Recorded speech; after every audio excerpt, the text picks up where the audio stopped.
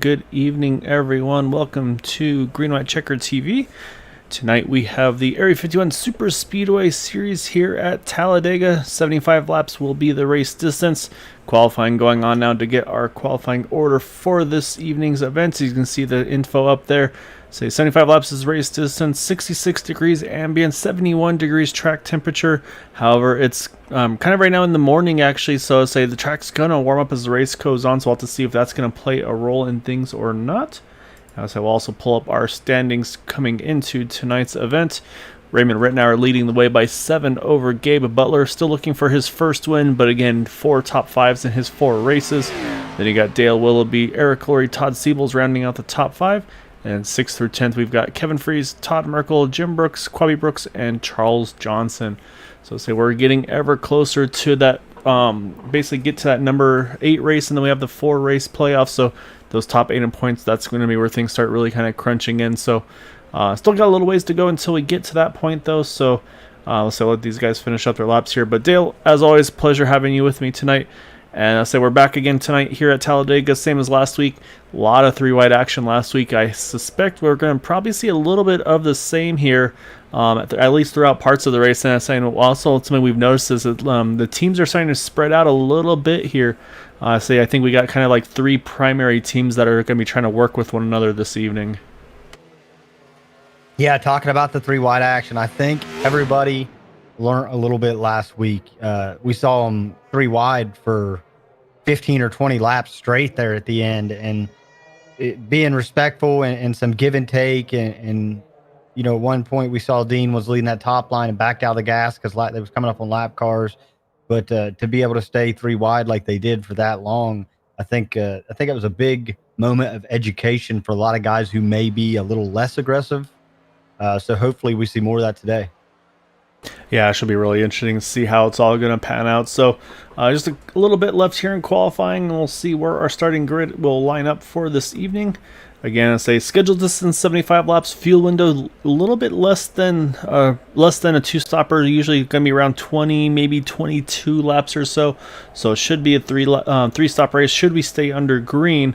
Of course, like I mentioned, for that scheduled 75 laps, there still are the potentials of the 3 attempts of a green-white checkered finish. So we'll just see if that comes into fruition or not.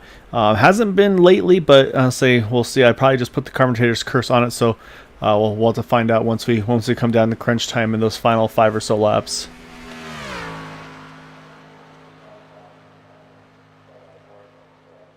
All right, so it looks like just about 30 seconds left here in qualifying. Just a few cars left out on track making some laps here.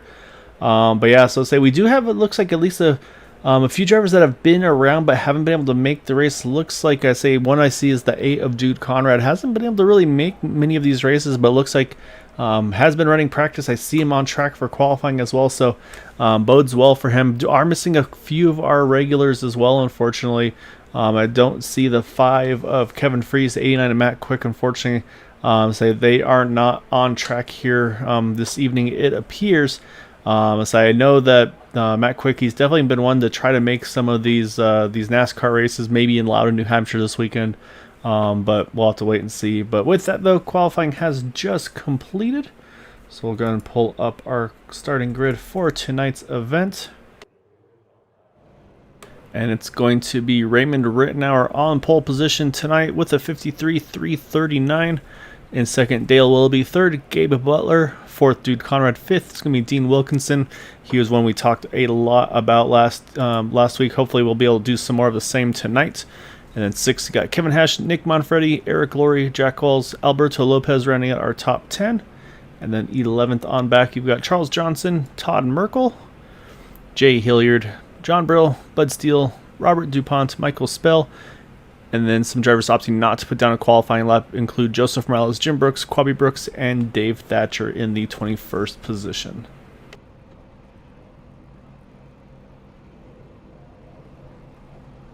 All right, just waiting for the grid to finish up here, and we'll get things underway. Looks like just a couple cars left to hop in. And yeah, so say we got some of the usual suspects, the Team Boot Knockers, the guys up front. Say they lock out the first 4 positions, and then in 6th you've got the 03 of Kevin Hash. So and in 8th you've got Eric Laurie. So they're all right there in the top 8 here. So we'll have to see what their strategy is going to be for tonight. If they're going to try to work their way to the front. We've seen them kind of bounce around a little bit, Dale. If things get a little too hairy, they're kind of rolled to the back. So it'll be interesting to see kind of what the strategy is going to be for them tonight as well. Yeah, I mean they did that last week. Saw the aggression and how high it was early on, and elected to roll. Kind of formed a second pack, 5 or 10 cars behind everybody else, and rode around for a little bit. One thing I just noticed is that 45 car is not here today. When I talk about aggression and guys electing to make it 2 or 3 wide early on, he's usually in that list. So I think that's really going to affect guys like the 55 machine of Dean Wilkinson, the 9 of Charles Johnson, because they usually find themselves around each other. Yeah, that's actually a really good point. Is you're right; those guys are usually some that definitely make a habit of trying to work together. So yeah, unfortunately, Todd Siebel's not in the grid here this evening as well. So at least three of our regulars not showing up tonight. Still a good count though. 21 cars going to be taking part tonight. Again, the other thing to mention is there is the one fast repair should they need it.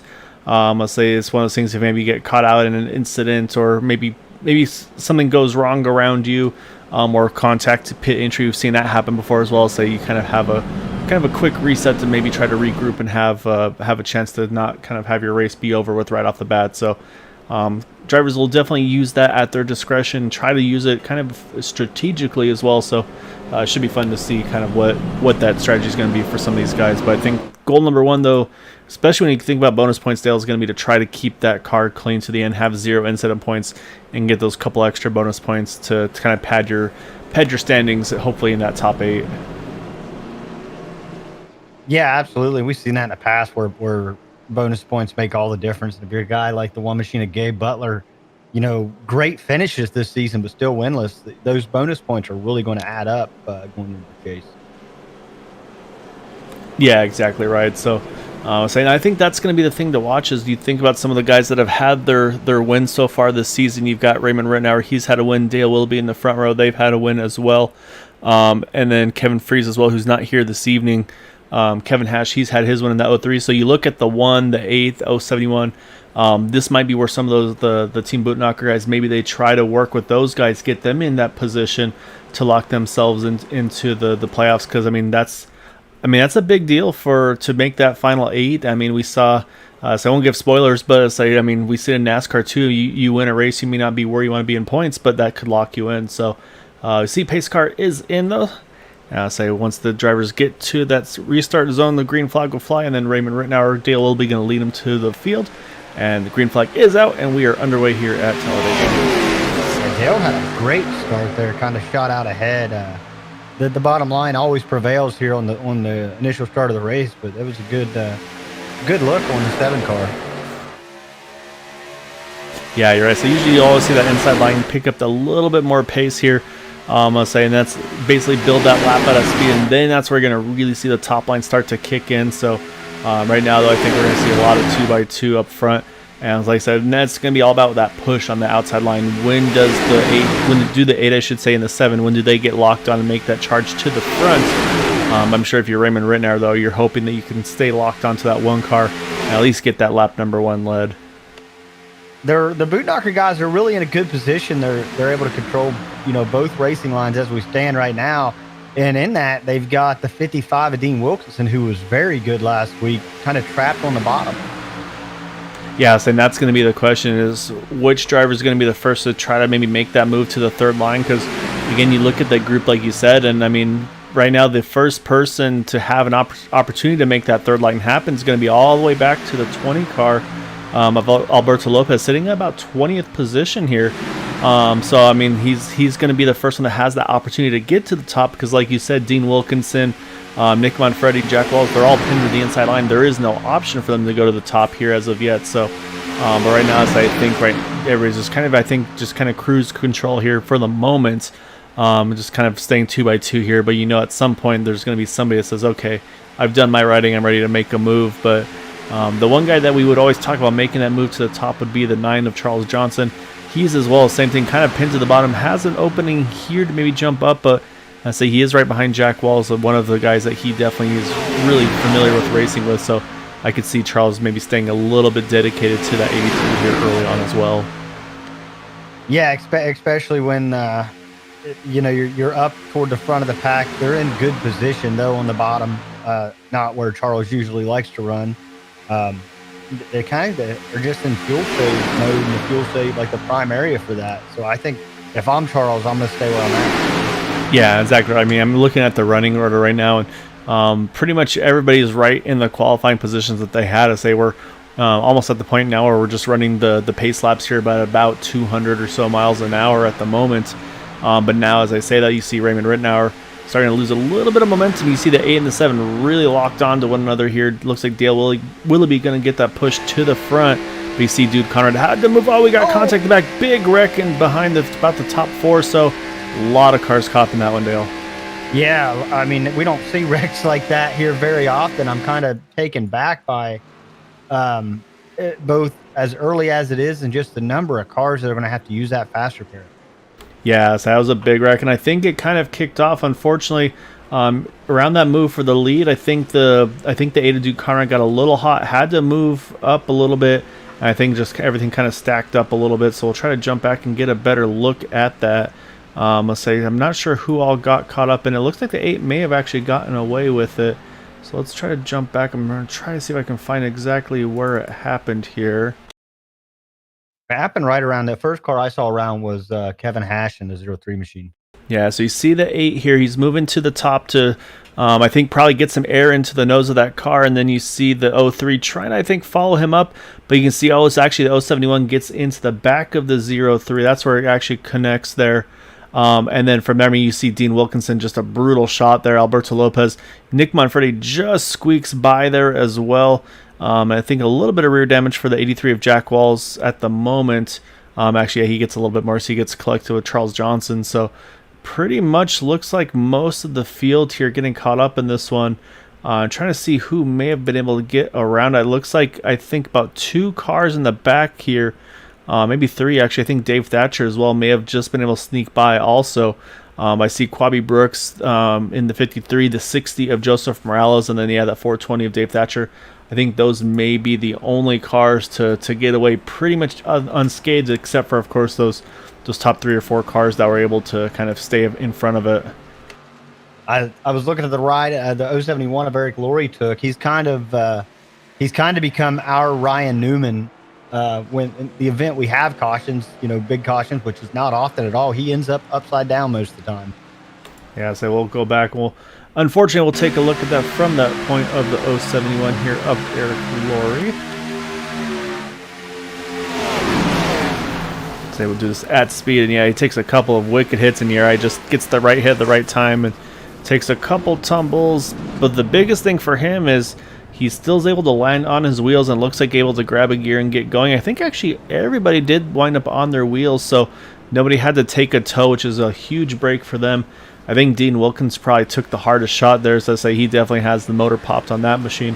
So now we're going to say, while we're under yellow here, so we'll jump back live, because there's going to be a lot of drivers, like I said, making pit stops here. But this is where we talked about that fast repair, Dale. What will the strategy be from this point on? Do you opt to maybe try to do a long pit stop and get some damage repairs? Or do you maybe consider just having to use that fast repair right off the bat? The other thing we got to mention in all of this is we had at least one driver make a strategy call, the 53 Quabi Brooks. He opted to stay out here under this first yellow. So I'd say he's going to be pretty much now, he has to stay out the second time around. So the pit lane closes after the first one, these quick yellows at the big tracks. So he's going to be at a bit of a deficit on the fuel side of things. And that's going to be the next question is, does this caution, when this caution came out, does this put everybody in the window potentially to make it on a 2-stop strategy instead of that typical 3 we see? I think, we usually see on the long end 24 laps. On these on the very long end 24 laps. So I think Quabi could 2-stop, or not Quabi. Everybody but Quabi could 2-stop it, but it's still going to require significant fuel saving.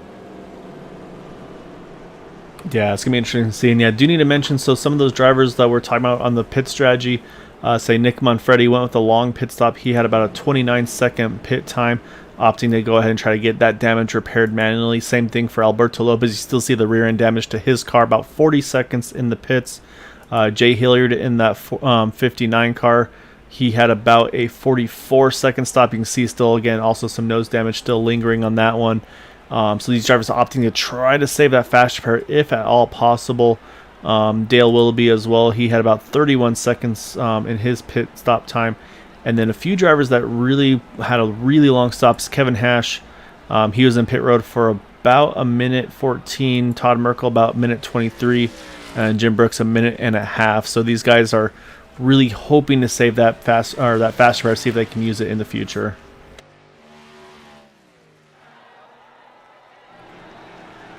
And say lights are off on the pace car, and here's going to be the fun one, Dale. Look at how many cars are going to be lined up on the inside here, just from that pitting at the 1 to go portion. So right now, Raymond Rittenauer actually going to be the only car, it looks like, on the outside. Although this might be a little bit of fuel saving strategy going on too. These guys are just kind of hugging the inside until they actually have to move to top. Yeah, actually, as I said, there they go now. I think the first driver that opted to top off is going to be the 60 of Joseph Morales. So I'll say Joseph's going to be one of those first ones that I watch for to maybe try that pit strategy. They're really stretched on that 2-stopper. I think the 53 might be in trouble here after this restart. He's obviously going to control it, so he's going to be able to get the jump. But he's got Raymond Rittenauer, Dude Conrad, and Gabe Butler surrounding him. Yeah, so he's got lots of teammates around him. The one thing he can do is he can just kind of hug the bottom here. And if the 87, they lock up on the top side and they go around, I mean, he got a lap lead, so I mean that knocks that bonus point. That kind of checks that box. But yeah, I say the biggest concern I have is just the fuel numbers. I really feel like Raymond and Gabe and all these guys, they might be on that edge of that 2-stopper like we talked about. So that's where I'm looking right now is, does this strategy put Quabi kind of forcing him to have to go that 3-stop route now, and where some of these guys might be able to pull that 2-stop strategy, which, I mean, you look at the pit stop time, the delta for just a fuel-only stop, you're at 35 seconds or so just in pit lane itself. So a significant gain for not having to make that third additional stop.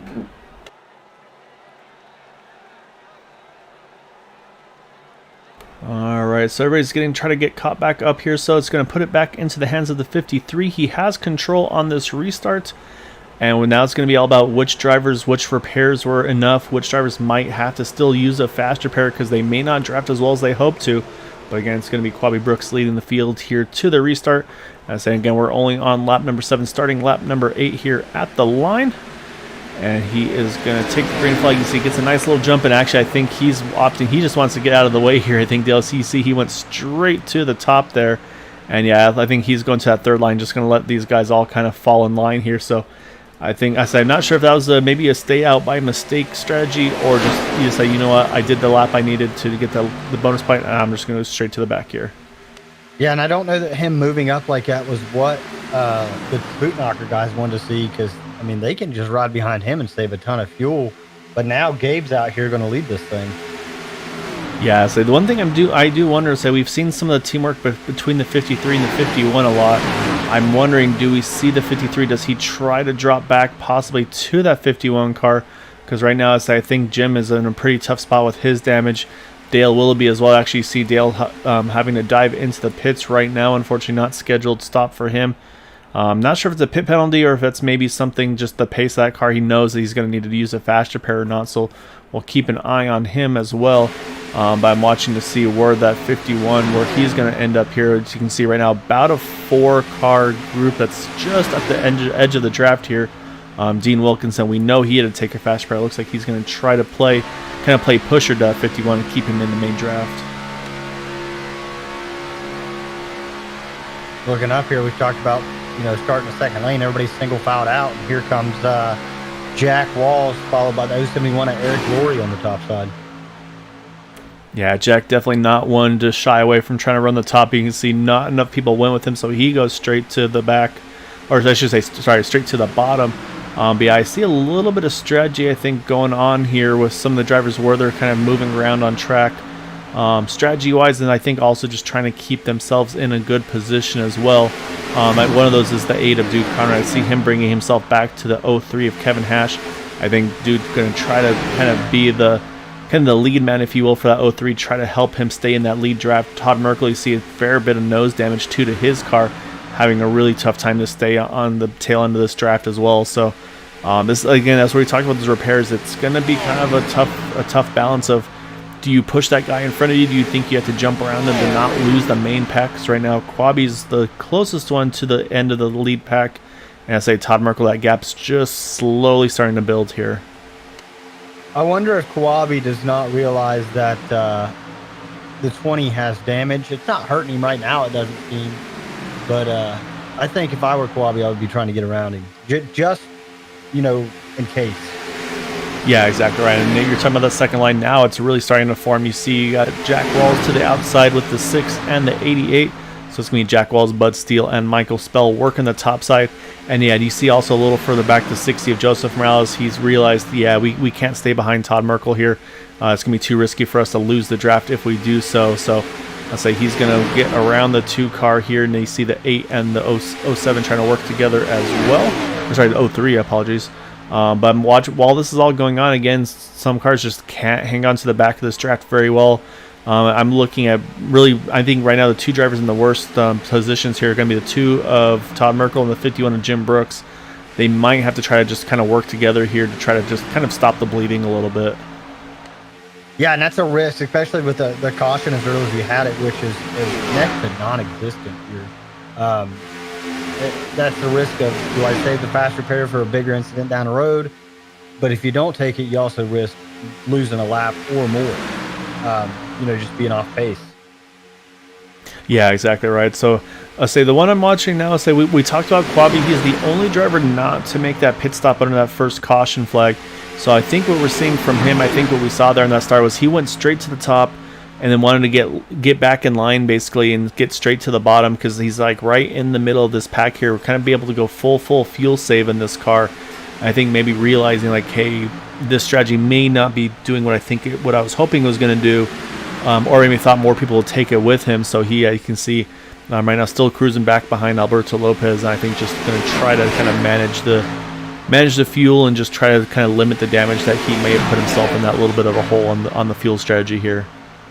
I'm not sure when exactly it happened. I missed it, but I saw Jack up on the top side. Charles has jumped in front of him, and they were making a big run for the lead. Yeah, you see they were able to squeeze in front of the 1 car just barely. So it's going to be now Charles Johnson, Jack Walls. They're going to take the point here. That's going to leave Bud Steele with the 88 of Michael Spell, 29 of Nick Manfredi. The 55 Dean Wilkinson, he's not worrying at all about that fast repair being gone. He's still going to just race this 55 car. I think that we saw that aggression last week. It looks like it's going to stick with him this week as well, which was something that we definitely enjoyed seeing out of him in that 55. The one thing though, again, is that fuel window. I'll say right now that is going to put the 9 in the position here of burning the most fuel out of that car. So hopefully, we'll have to see what the numbers look like as this run continues on. Yeah, and I think there may have been a little bit of intent that they, out of the 1 in the 87 car, that Charles Johnson and Jack Walls were able to get such a big run because they want to make that 2-stop strategy work now, so they need somebody in front of them to save fuel. Yeah, it's going to be interesting to see how that all pans out. What I say right now, not too much crazy, but as I say, we do have that 3rd line starting to form, and who else but Dean Wilkinson? He's going to work the top side. So he's got help from the 8 of Dude Conrad there, and then Eric Laurie starting to join as well. So middle and top rows got 3x3, and that 8 car is giving the 55 a huge push down the front stretch there.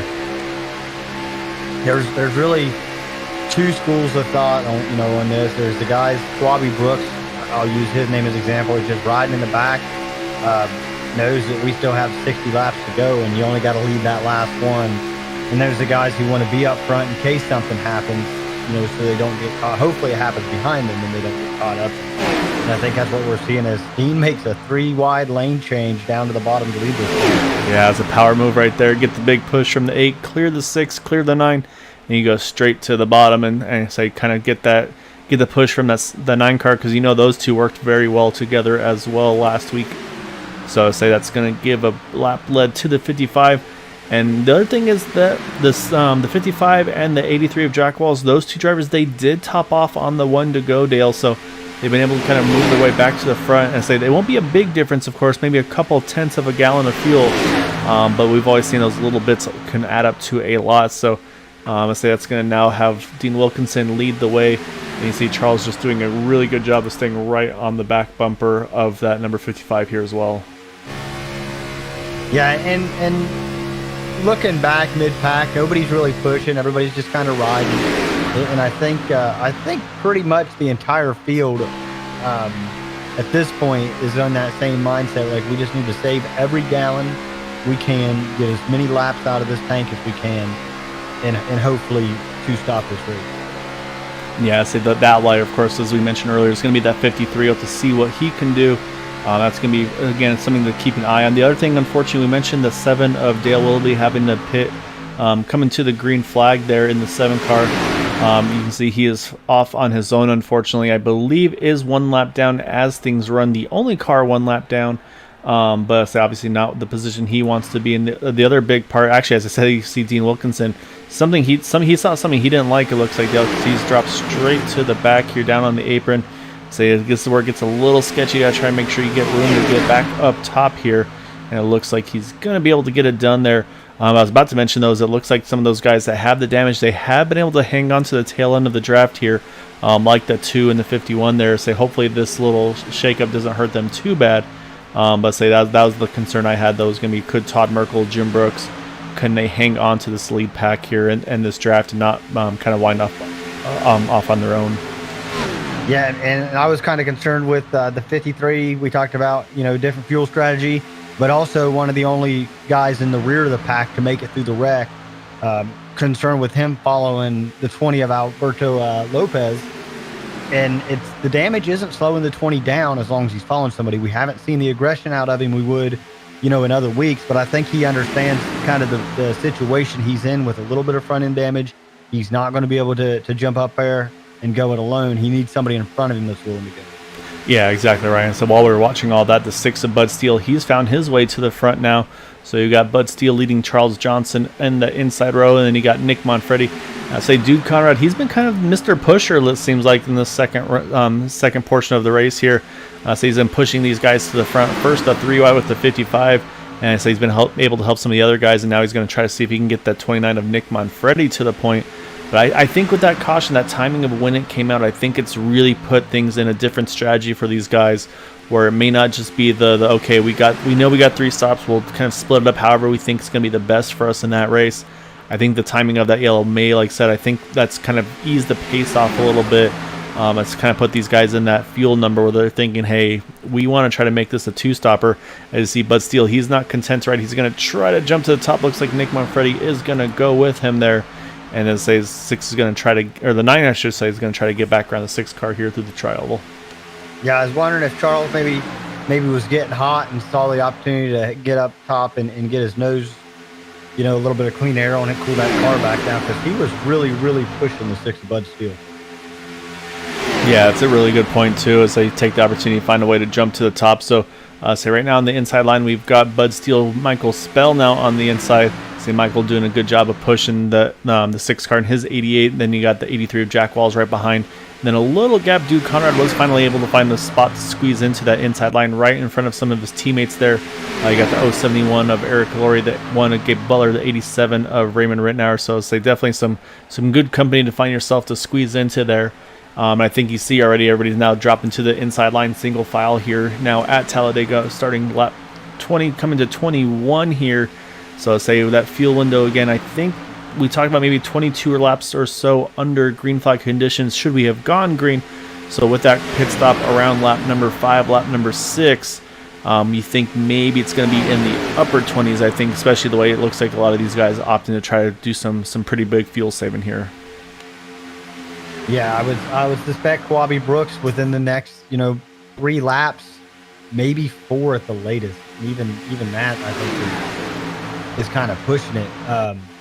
He did get out of the throttle really early and kind of lowered the back, so that saved him a ton of fuel. But you're never going to make up those 4 or 5 laps under green. Actually, as I said, here comes a few drivers hitting pit road now, and it's going to be those boot knockers right now hitting pit road. So it's going to be Eric Laurie with Raymond Rittenauer, Gabe Butler, Kevin Hash all hitting pit road together. So to me, that says, all right, we can't do the 3 or the 2 stopper. We got to go 3. So say they're going to be maybe looking at outright pace in this one with the quick pit stops and really fast drafting, instead of, I should say, this fuel stretch strategy. So it's going to be very interesting. I think this race, if we stay green, I think there's going to be a very interesting strategy unfolding through here. Yeah, I was not expecting that at all. I figured that, usually in these races we see them come in first. I really expected them, the way they were running, not pushing, not showing the aggression, and not running up front, to be the last group to pit. Yeah, and I say here's the reaction. So say my numbers may be off. As you can see, everybody hitting pit road now. It's got Michael Spell leading Jack Walls, and it's a big group there. You've got Bud Steele, Charles Johnson, Nick Manfredi, Dave Thatcher, Quabi Brooks, Jay Hilliard, Dean Wilkinson, and Jim Brooks. So say everything so far good for Quabi. He's able to at least stay with this lead pack again. He's going to have to take a slightly longer pit stop in that 53 car. But I think where he was on track, that's going to be okay. And then, of course, then the other question is, do some of these guys like the 51, do they opt to take that fast repair or not? And I'm trying to look at the nose of that car to tell, and it looks like he's opted not to repair it here still, Dale. So we'll have to see here. But now the next question, of course, is going to be the remaining drivers that have yet to pit. Unfortunately, they have dropped the 2 of Todd Merkel. He's fallen off the back of this pack here. But yeah, so now the question is going to be for these guys. And nope, as I say that, here they come. They're going to all hit pit road. So pretty much a 3-lap window for these guys. Nobody opting to really run that long stretch of fuel savings. So maybe that number was not going to be feasible. Yeah, and you talk about these last guys to pit: Robert DuPont, Albert Miguel Lopez, John Brill, Joseph Morales, Todd Merkel. These guys have kind of got together and said, hey, we want to form our own team. We want to be contenders. And maybe break up some of the stuff that Team Bootnocker's been able to do here over the last couple seasons. Yes, and as we say that, you see they've been able to get around Jack Walls there, get a couple of spots here. So say it's going to put them now in the top 5 positions, I believe. We'll just wait for the pit stops to cycle through completely. But you see they're blocked on very nicely with one another. And unfortunately, I see the 6 of Bud Steele. He's at hit pit roads, Dale, so I'm suspecting that's going to most likely be a pit exit violation for him. As in, here comes Alberto Lopez. He was leading that group on the pit exit. They are able to clear him without any troubles. So yeah, so it looks like right now you got pretty much an 8-car group here up at the front. As I suspect we're going to see Jack Walls, Michael Spell, and Charles Johnson. They're already closing the gap back up. Now the question is, can Alberto Lopez, and you mentioned that nose damage, he's going to be leading this group with some nose damage. As I say that, though, Dave Thatcher has other plans. He's got a big head of momentum. He's going to take it to the top side. So I'll say right now we're going to be split up in a couple of different groups here. We'll see if they can all get bunched back together. But great pit stop, though, for Todd Merkel. Got the fast repair, Dale, and he is right back in the second group as well. So definitely a race not over for him. He's going to be able to kind of a new lease on life, if you will, with that 2 car, and see if he can get himself back into contention here. Yeah, and it just good timing and just making everything, all the dots connect. Race with Todd in the Thursday series, and he's always there. He's not one to take big risks and all that, but he's always there, and he's always difficult to get around. So he knows how to handle a race car. I would really like to see him get a win here this season. Yeah, Todd's definitely one. I think it's kind of almost overdue if you say it that way, where just things haven't worked out for him to have the opportunity. But we're going to jump back up front here, though, Dale, because we're back to 2x2. So I'm no big surprise here. You didn't expect to see Jack Walls and them just kind of ride behind here. So they're going to run 2x2 with the Bootknockers there on the inside. And so what this is going to do here, we're going to be watching those lap times. That's going to be, I think, the big question mark. And so last time by the 8-car leader of this inside line, he ran a 50.38. Dave Thatcher, second group, he ran a 50.03, so over 0.3 of a second quicker, and they're just inching into that magic number where they're going to start being able to maybe sniff a little bit of draft off the 071 of Eric Laurie, and I would suspect we're going to see some very fast times once they get into that draft window. So you can see they've done a really good job of getting locked on with one another as well to kind of use that teamwork, use that draft to get back in here. As they want to turn this 8-car draft into about an 18-car draft if they can. Yeah, and they need Jack Walls and Michael Spell, Charles Johnston to stay in that second row, stay side by side with them. And really it's going to be good for those two drivers as well, because their friends are in this group coming up behind them. Yeah, saying the last time by, we had multiple 49.36s compared to the 50.42, so over a second quicker. And that's why I said once they hit that magic draft window, they were going to be picking up some big speed, and they have. You see the 55 Dean Wilkinson just shoving Dave Thatcher back to the front of this group. Jim Brooks is able to tag on. But again, you talked about the nose damage. Alberto Lopez, he's not been able to follow suit with these guys. He's kind of just a little bit off here. I think they'll still find their way to get to them. So you can see the 90 of John Brill trying to push him as far as he can here. But I say they have to be careful not to fall too far back. You can see, I think the 90, I say, and also if you're John Brill, you got to make sure you don't get that car too hot in the process. But I think Alberto Lopez, I think he's just close enough now where he's going to start picking up the back of the 51 of Jim Brooks, and that'll bring him back into the mix here as well.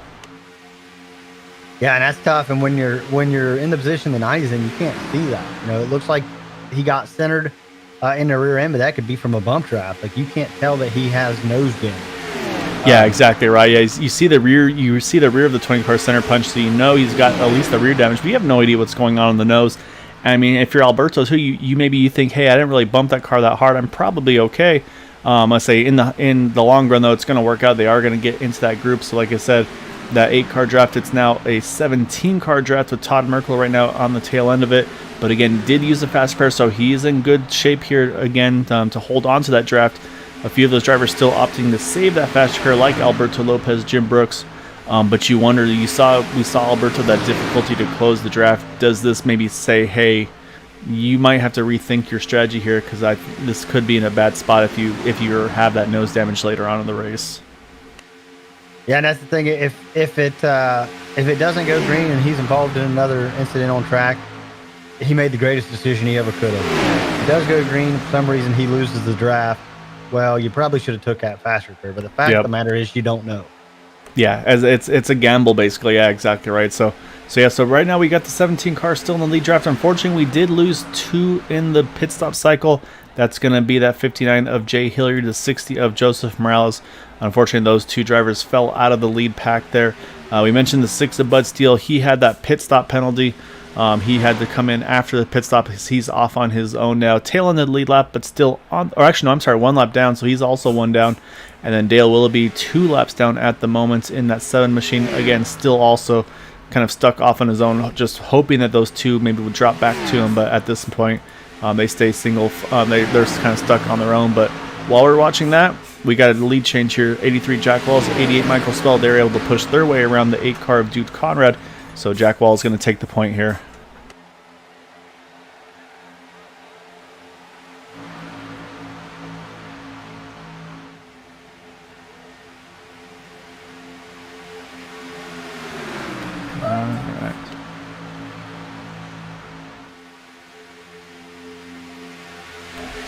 So right now Jack Wall's leading the way now with Michael Spell behind him in second. And again, I would say we've kind of gone back to the single file on the inside line here. Now Jack Wall's leading the way in that Twisted T Camry, or Supra, apologies, Toyota, with Michael Spell right behind him. And I said, I think everybody, again, just not a lot of rush here for a lot of these guys. I'll say we were a little surprised there's no pit strategy for anybody. Maybe try to stretch it on the 2-stop strategy. Everybody's going to stick with that 3-stopper. I wonder if maybe the strategy was to maybe pit at a certain point, to maybe do that 1 gallon of fuel, not to plug that second can and make it a slower pit stop. That might be some of the thinking that some of those guys had. But right now, we're staying pretty calm here. So while we have a moment, we'll run through the field here, kind of go through our running order. So as I mentioned, Jack Wall's leading the way here, plus 8 from his starting position. Right behind him, the 88 Michael Spell, plus 15 from his starting spot. Duke Conrad there in third.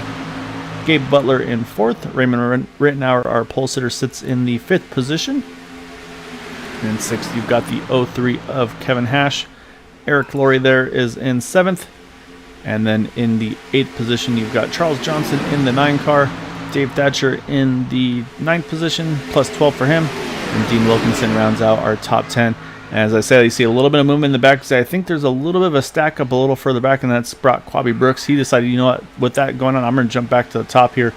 So right now, though, Jim Brooks, he's holding on to 11th now. Quabi Brooks working the top side. He's in 11th 12th at the moment. working his way forward, though it looks like kind of off on his own here. And 13th, you've got John Brill in that 90 car. Alberto Lopez, we mentioned some of the damage he still has on his 20 car in 14th. Robert DuPont in the 07 is in the 15th position. Todd Merkel in 16th. And then Nick Manfredi in the 17th position in that 29 car. So that's right now our drivers in this lead pack right now that are trying to kind of stay in this lead pack for the race result here. But this 53, I mean, he's just off on his own here, Dale. I don't know if it's a side draft or what's going on, but I mean, these guys are either really dropped the pace or I don't know what, but this 53 is just moving forward without any troubles right now. You know, he got up to the 51, and I thought for sure, I'm like, Jim's going to come out and go with him. And he went by Jim, and I'm like, Dean will go. Dean stays on the bottom, gets to Charles Johnson, and you know Charles loves to run up high. Stays in line. So I'm really impressed that Quabi's been able to march up to battling for 4th right now, it looks like. Pretty much by himself. Yeah, it's not like he's been super aggressive with a side draft or anything like that. Just whatever this middle line is that he's been doing. I mean, it's been working. I mean, you can see he's got about a car width between himself and the 87 and the 1 here. So it's not like he's squeezing them by any means. So I just wonder, are these guys really backing it down, saving as much fuel as possible? He's seen every so often he will pick up a sniff of draft from some of these guys. Like you saw the 8 there drop up just a little bit there. Probably gave Quabi a little bit of a boost here, but he's going to have some friends here very shortly. As I think Robert DuPont was reading our chat there, because I say we had Todd Allen pop up in the chat telling Robert to get up there, and saying Robert I think was listening. So like, all right, I'll get up there. So then you got Robert DuPont in the 07. He's going to get right onto the back of that 53 car and try to push him to the point here. It's a good opportunity for that 07 car to get up here and race with these guys and make some friends and possibly some enemies, but to really show what he's worth. Kind of a newcomer here this season, so a lot of guys, you know, really don't know him that well. I think he's doing the right thing right now. I say you saw it right there. That's one of the few things you haven't seen a lot of lately. We saw Robert, he pushed Quabi to the point. Quabi was clear there to drop in front of Jack Walls, but he opted to stay up top and stay with the guy that got him to that point. So we'll see if Robert can stay locked on a little longer before getting hot here. Maybe if he can clear Jack Walls, maybe the two of them drop to the inside. You saw there for a moment he maybe had just an inch to clear Jack Walls. Wasn't able to clear though. And so here comes again, the inside line is going to again make the little push down through the turns, I should say. Then we're going to see the outside line get a big push here down the backstretch, and we'll see if they're able to make that pass happen. You can see Quabi's just about clear. You see Robert there having to adjust to make sure he gets lined up a little close there. Robert makes a smart decision there, Dale. That could have been really bad. You could see he had to roll out of the throttle to make sure he didn't hook the left rear of that 53 car. Yeah, and that's just good racecraft. It's knowing where the front end of your car is and what's going on beside you and in front of you. And I say knowing where the front end of your car is because it is difficult to see when you're sitting in the seat in these things, you know, looking through the windshield. Yeah, you're right. So you're kind of not, I wouldn't say blind, but so you don't know exactly how far that hood goes. Let's say, I mean, it takes a lot of practice and kind of driving to nail down, okay, I know at this point I'm either right on their bumper or really close to it. And so you see Robert there he knew he was going to be in a potentially dangerous spot, so he rolled out of the throttle a little bit because I think if he had gone for that push, it was definitely going to hook that 53 around there. And so right now we've got to say, look at Todd Merkel. He's decided, you know what, I'm going to get after this as well. So right now a few drivers opting to roll out of it a little bit, like the 8 of Duke Conrad with some of his teammates behind him. So it's kind of brought a slightly new cast of characters to the front. Alberto Lopez, he's found his way up there as well. So right now, let's say Jack Wall's going to take the point back over. But look at that third car on the inside line. You got the 90 of John Brill. I'll say John's one of those ones we talk about. Doesn't usually show a lot of aggression. Just tries to be around at the end of these races. So always nice to see again some of these guys maybe step up their aggression a little bit and put themselves in maybe some situations that maybe they're not super comfortable with, but it's just only going to help them even more so in the long run. Yeah, and these top 6 or 7 cars here. Not normally guys we see running up front. You know, usually there's the usual suspects in there somewhere, but they're just kind of back there riding right now. Individually, we've seen them all up front at some point or other, but to be up here as a group, and some drivers affiliated, some drivers unaffiliated, it's kind of nice. Yeah, it's pretty fun seeing, like I said, a little bit of a different group up front working with one another here. And I said we talked about the teams, let's say, switching up a little bit here. So I'm going to try to peek over in the Discord to kind of give an idea of who is working with one another. So I say one of those groups in Discord includes that 20 of Alberto Lopez. We saw him. He's right behind the 90 of John Brill. They're working together. Unfortunately, the 60 of Joseph Morales not in this lead pack. We saw he had that pit miscue that's dropped him back. And then you got Todd Merkel, Robert DuPont. So you've got four of those guys all in the mix here. You see, it looks like this 53 of Quabi Brooks is going to maybe try to pick up the 6 of Bud Steele here. Maybe try to help him out here, get him out of a slightly worse situation, be able to get him kind of up to speed quicker to make sure he grabs onto the tail end of this lead pack draft, because that's going to be big here. And actually, as I say that, it looks like there was maybe some pit stops, but they opted not to. You saw Raymond Rittenauer kind of peek in. Eric Laurie peeked as well.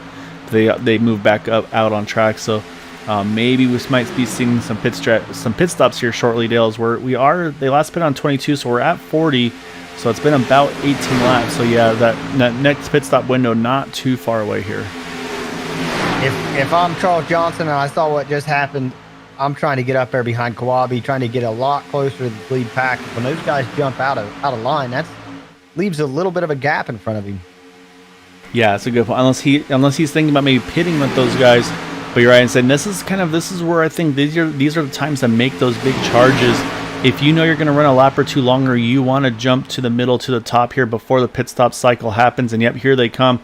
Say, look, maybe a little bit of a miscue there with some of those guys. And Charles is going to pit with them here. So it's going to be, actually with that contact between the 87 and the 1 car, I think Charles got into them and kind of got them all hooked together there. But great save by Raymond. I think avoided too much contact with anybody there. You saw Dude Connor made sure he moved into the pit stalls to avoid contact as well. So definitely got a little bit dicey there for their pit entry here. Yeah, looked like the 9 came in there just a little too hot, ended up getting 87, and then there was some contact between the 87 and the 1. Risky pit lane. Just it's wide. You got plenty of opportunity to get down there, but you're just moving so fast. Yeah, say make matters worse for Charles. He overshot his pit stall, had to back up, so he's going to completely lose this group here. So now we're going to jump back to our lead pack and see if they react, and they do indeed. It's a busy group. Everybody's going to try to cycle around, try to find a little bit of room to kind of work together to get into the pits there. Gets a little squished there between Quabi and Nick Manfredi, but looks like everybody's going to get into the pits. Now again, now's the next step of trying to hit your pit stalls. Make sure you don't make sure you know where you are in relation to everybody else around you. That's always a critical juncture of this one. Yeah, Todd Merkel could not have been any lower on the track on that entrance. I thought he might, get a little piece of the inside wall, was able to keep it off, but he saw what was happening around him and just got as low on the track as he could. Yeah, I see everybody heading on out there. So it looks like Jack Wall's going to win the race off. Say they have a pretty good group together here. Looks like 2 cars may have got caught here, maybe wrong pit strategy. 53 of Quabi Brooks, I think he made a mistake there. Looks like based on the pit stop time, I think he took 4 tires there. He's going to lose the draft. Do need to mention Bud Steele. I believe Bud unfortunately also had a pit penalty was too fast on entry. So he had a long pit stop, 48 seconds. So I think pretty much an 8-second stop, but then plus 40 for the penalty. Robert DuPont, he's hitting pit road on his own here. So hopefully he's able to get a nice aggressive entry and then be able to get back out with those guys. But it's going to leave right now few drivers staying out on track and stretch it a little further here, Dale. It's going to be Dave Thatcher, Dean Wilkinson. I'm going to jump back to Jack Wallace to see, and it looks like they are going to hold steady here. They're going to hold serve and hold the lead here, because you can see there's the guys behind them. They have caught them, but they are not with that big head of steam like we saw last time by. Yeah, and in the past we've seen, when they come up like that, Kevin Hash jump to the top side and just steamroll everybody on the outside, but they're not really well organized. Not in the fashion that we've seen previous races. Yeah, so here comes that 07 of Robert DuPont. He's just getting out of pit road now, or getting onto the backstretch, I should say. So he's going to start cycling with these guys, and I think he's going to get the job done here, Dale. He's going to start picking up some speed, picking up a little bit of draft here. You can see him kind of creeping up, trying to pick up a little bit of toe to make sure he can fully get up to speed there. And so, yeah, I think that's going to now put Robert DuPont in this group as well. So do you mention Dean Wilkinson and Dave Thatcher? They just hit pit road and they're heading out now. So now again, it looks like Dean definitely got the better pit stop out of the two of them. So now Dean's going to have to try to keep that car hustled here and try to stay in this pack. As you can see, they're just starting to clear the start-finish line as Dean's starting to build speed here in the 55. So Robert DuPont pits by himself, which 100 times out of 100 I say is a bad idea here. And it worked out amazing for him. Yeah, so you see here comes Dean Wilkinson getting up to speed. He's actually going to go straight to the top, doesn't want to cause any troubles with these guys. Just wants to make sure he can get back in line with the lead pack. So really smart and quick decision thinking by the 55 there. And I think he's going to be in the same boat as Robert DuPont. He's going to be able to grab back onto these guys. So great pit strategies and just great job getting in and out, hitting their pit stalls. So that's going to now cycle the lead over back to the 83 of Jack Walls. And say, look at right now the 9 car tail end of the lead lap, Charles Johnson. I think if you're Jack Walls, you stay right here. You don't worry about passing that 9 car. You just stay with him, save some fuel, and then once it's time, maybe look at maybe making some moves. But right now, I think you're in a good spot here as we're on lap number 45 of 75. So just over 30 to go, 31 to go at the moment. Again, nobody can make it to the end from here. They're going to all have to make one more stop. But if you can save as much fuel as possible here, maybe put it in that window where you could take that little bit less here, that could come out to play for a big deal here at the end of this one. Yeah, and you know, they got him on the lead lap. Charles, Jack Walls, Michael Spell, they're all buddies. They race together. I don't see, like you said, Jack Walls trying to get around him. I think he's going to use it to the fuel-saving advantage. And maybe if there would happen to be another caution, you know, it all works out for the 9 car. Yeah, exactly right. So this is kind of a deal where it could work for everybody, really, where it's like, okay, hey, I'm going to stay with you. It's going to save me fuel. And then for Charles, hey, yeah, if there's a yellow, guess what? You don't even have to worry about the lucky dog. You're going to get the wave around all on your own. So right now they're in great spots. So right now we've got now 14 cars on the lead draft here. Unfortunately, 2 drivers that did not make it happen during the pit stops. They just unfortunately had either long stops or the wrong strategy. Or actually, no, I'm sorry. 1 car, I believe, actually. It's going to be the 53 of Bobby Brooks. So you look at the pit stop times, everybody's in the 7 to 8 to 9 second range, but the 53 car, unfortunately, 15 seconds. That was a 4-tire stop, no question. And unfortunately, that's going to cost him the draft and then some. So I think right now he's just trying to drop back to these guys behind him of Joseph Morales and Dave Hilliard, because let's say you get those 3 hooked up, and it'll definitely, again, kind of minimize the damage that he's unfortunately brought on himself here. Yeah, I don't think that was intentional, that 4-tire stop. I'd say it was a misstep. You know, him either forgot to bring up the black box and flush the tires off of, or just, hey, I've already done that. I don't need to do it. You know, thought he had and really hadn't. I don't think he intended to take 4 tires. Yeah, no, exactly right. And so we saw that before with another driver where, and we talked to them after the race. Unfortunately, not an interview, but we did have a chance to talk to them and said, yeah, we talked to them afterwards just to kind of debrief. And they had mentioned, yeah, unfortunately, I forgot to change my tires off or to 2. And so, yeah, we've seen it before. And it's easy to do. You've got a lot going on, trying to make sure your fuel's right, make sure your pit strategy's right. There's so many things going on at once. And unfortunately, I'd say just the tire strategy part that unfortunately bites the 53 here at the moment. So here's the thing we have to consider. Within probably the next 7 or 8 laps, they're going to be in the window to make it in the last fuel stop. Do you think anybody does it? So I'm watching right now. I'm watching the 55 and the 420 car of Dean Wilkinson, Dave Thatcher. They're working that 3rd line. They've decided that they want to get back to the front here. They did go the furthest of anybody, but that's a great question, Dale. So we're going to be right now. We're at 28 to go. Next time by is going to be 27 laps remaining. So yeah, the strategy call of when do you make that final stop? Do you pit once you're in your window? Do you go a little further and maybe pit just towards the end? I think based on what we're seeing right here, I think the decision's going to be made for our front runners, and that's going to be basically when does Kevin Hash, Raymond Rittenauer, Eric Laurie, Gabe Butler, Duke Connor, when do they pit? And then you'll see the remainder of the field, I think, pit that next lap or 2 afterwards, because I think, again, it's kind of that thing where right now these are the kind of the rabbits that are being chased. I say right now they're not leading the race here, but you know everybody's keeping an eye on those guys, and so when they see them do something, they're going to react. So I think that's going to be the what we're going to see tonight is we'll see when those guys come in, that's going to be the deciding factor for the rest of the field.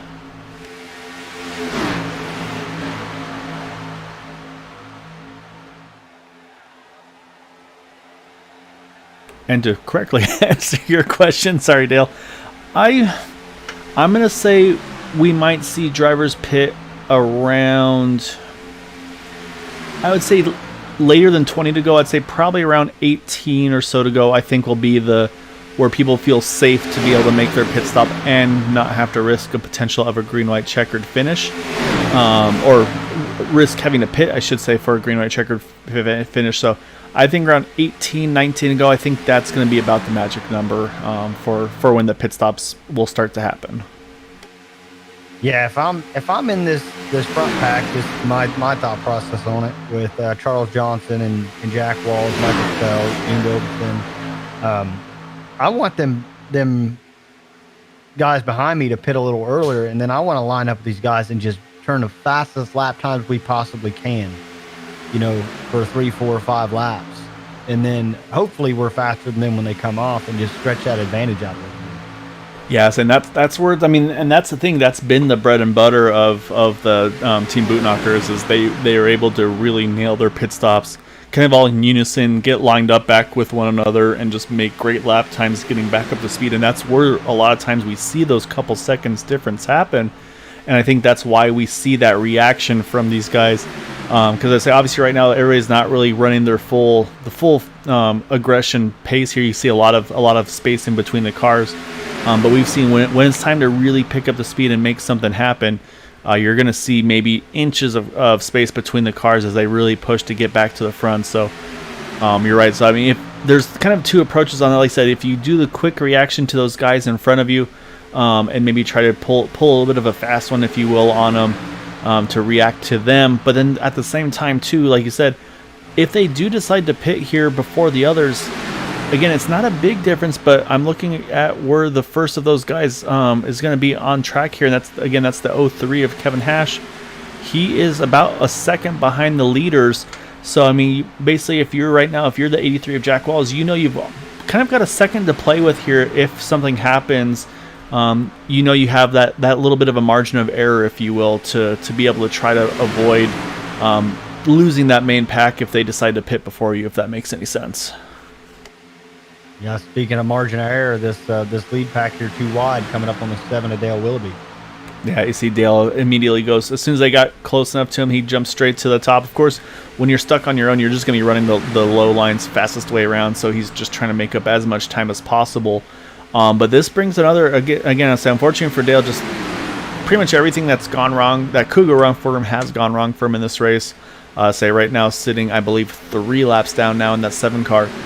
But I still think he's kind of a wild card in this one, Dale, because I suspect we'll see him.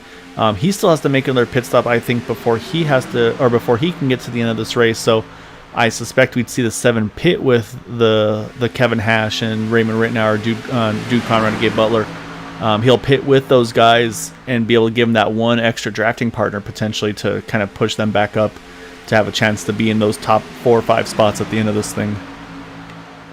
Yeah, and one thing we talk about, his pit strategy, he's usually one that stays out longer than everybody else, but he does it with Matt Quick, who's not here today. So Matt's absence has changed how Dale Willoughby has. Yeah, so he hasn't been able to kind of go off strategy with the 89 car. We know, let's say those two are very effective and very good at what they do with that alternate strategy that we've seen from time and time again. So so right now, again, I think everybody's just kind of biding their time, waiting to kind of hit that window.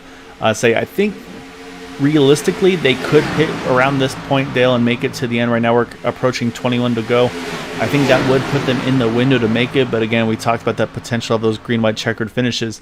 I don't think anybody's going to want to risk pitting early and then having to maybe top off on a late caution. So I think that's why you see all these drivers, they're going to go that little bit further. And saying this is a track where you can pit and not lose a lap as long as you do those short pit stops, like we've seen those fuel only, maybe 2 tire stops. That's why we've seen those strategies as well. They short pit because they know they won't get put a lap down if they do so. And so that's why you say you can kind of go off strategy with these guys, and it's not as risky as it would be at a track where, let's say, an Atlanta or a Las Vegas, where a green flag pit stop in a pack like this, you would definitely go a lap down. Yeah, looking at the 55 and Dave Thatcher in that 420 car out here wanting to lead this thing now. They got a big run. Yeah, they had a huge run there, and they're able to get to the point. Actually, as I said, here comes the pit stops now, though. So I think that was part of the strategy. They wanted to get to the front and then pit.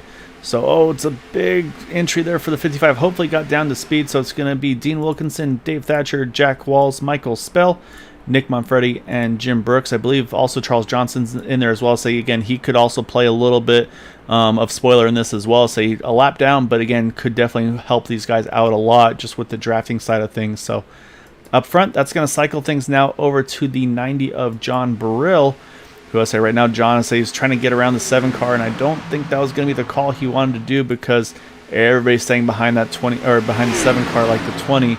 So I think this is going to slow this field up a little bit. We'll see if Alberto Lopez. Oh, we got trouble in front of him. You see the 2 turned around in front, and it's going to collect a bunch of cars here. Looks like I think all of the boot knocker guys getting caught up in this one. And that's going to bring the yellow out as well. So it's like kind of things from bad to worse there. We'll go back and see. I'm not sure exactly how that all played out. But yeah, definitely going to be some trouble there. But let's go back and let's try to see exactly what happened here.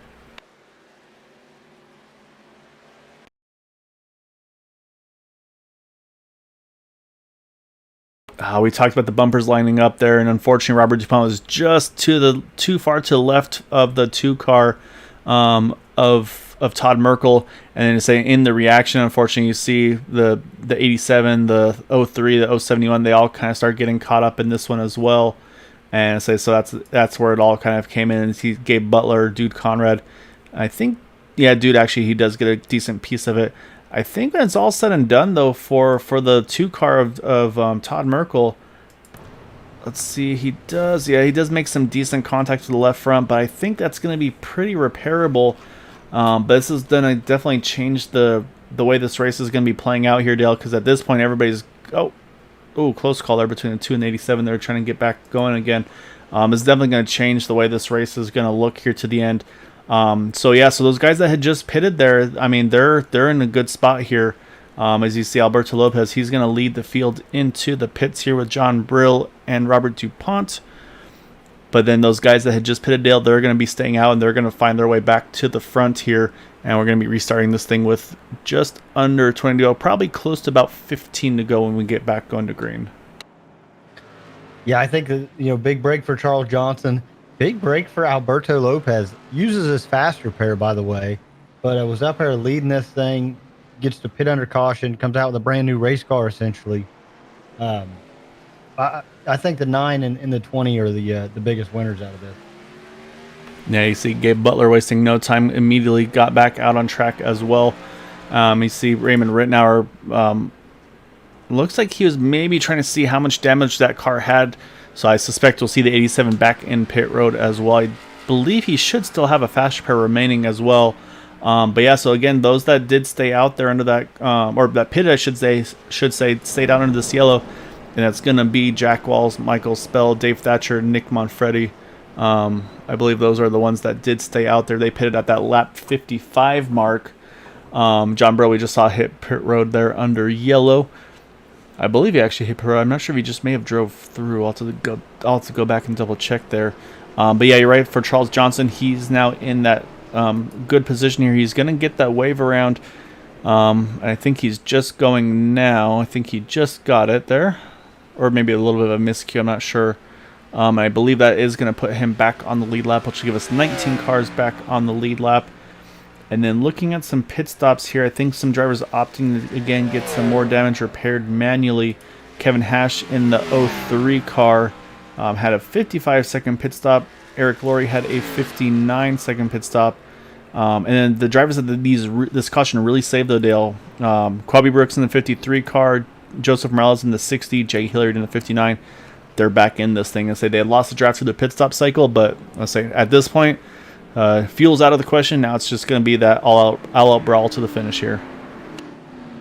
Yeah, definitely. I think there's going to be a level of caution just because having 2 incidents in one of these races is kind of an odd thing. But having 2 incidents this early, and I know we're coming around to lap 59, but usually if we have multiple incidents, they're way late in the race.